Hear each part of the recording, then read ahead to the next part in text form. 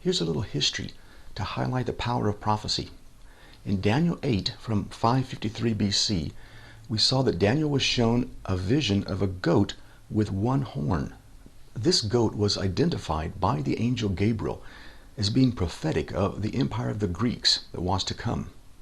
Alexander the Great and his empire were the fulfillment of this over 200 years later. In Daniel 8:21, the angel Gabriel tells Daniel, "And the rough goat is the kingdom of Greece, and the great horn that is between his eyes is the first king." The vision not only predicts the coming of the empire of the Greeks, but it also mentions the great horn as signifying its first king.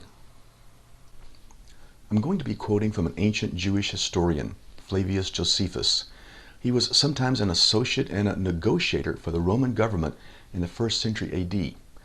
But he was also a loyal Jewish citizen of Israel who wrote perhaps the most famous secular history of Israel, the Antiquities of the Jews. I'll be quoting from Book 11, Chapter 8, paragraphs 4 and 5. Josephus tells of when Alexander the Great came to Jerusalem during his conquest of the Middle East around 332 BC. The high priest in Jerusalem, knowing that Alexander had recently destroyed Tyre and Gaza, poured out his heart to God for divine protection. After that, God spoke to the high priest in a dream that he should take courage and adorn Jerusalem and open the gates. The rest of the people should appear in white garments, but the priests should meet Alexander in the robes of their priesthood without fear, because God would protect them. When Alexander and his troops were not far from Jerusalem, the high priest went outside the walls of the city in a procession with the other priests and multitudes of citizens. Alexander's army was expecting him to plunder the city, but when he saw the multitude at a distance in white garments, and the priests in fine linen, the high priest in purple and scarlet clothing, Alexander approached by himself, showing respect to their God, and saluted the high priest. Those who'd come with Alexander thought he'd lost his senses. Finally, one asked him how, when all others adored him, he should adore the high priest of the Jews. Alexander replied, "I did not adore him, but that God who's honored him with his high priesthood. I saw this very person in a dream in these very clothes when I was in Macedonia." Alexander and his primary forces were from Macedonia originally. In fighting the Persians, Alexander had 3 main battles, first at the Granicus River, then the Battle of Issus, and the ultimate one at Gaugamela.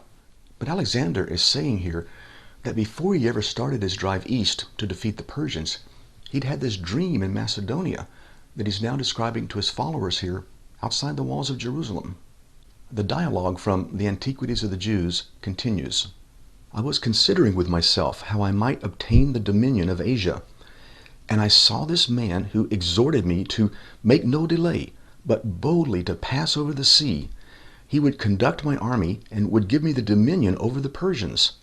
I've not seen any other so clothed that way since then. And now, seeing this person and remembering that vision in my dream, I believe I bring this army under the divine conduct, and shall conquer Darius, destroy the power of the Persians, and all things will succeed according to what is in my own mind." Then he gave the high priest his right hand and came into Jerusalem. And when the book of Daniel was showed him, where Daniel declared that one of the Greeks should destroy the empire of the Persians, Alexander supposed that himself was the person intended. The next day, Alexander asked them what they would want of him.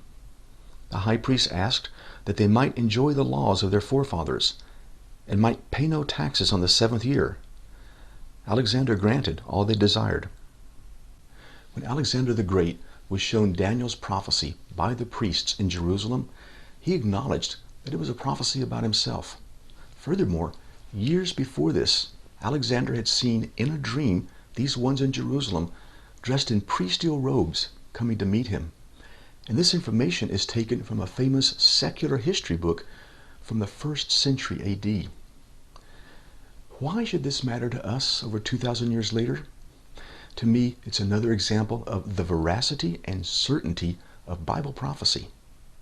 Here, one of the most famous conquerors of all time is shown the prophecy about himself which had been given to Daniel over 200 years before.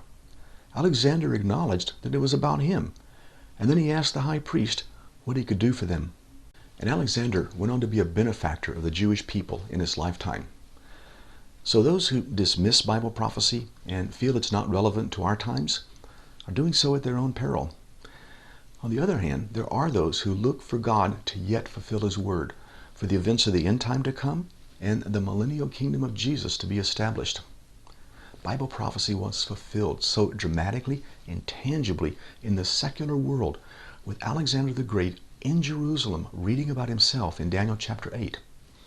This should encourage us believers that it will yet be so in our times, or times soon to come.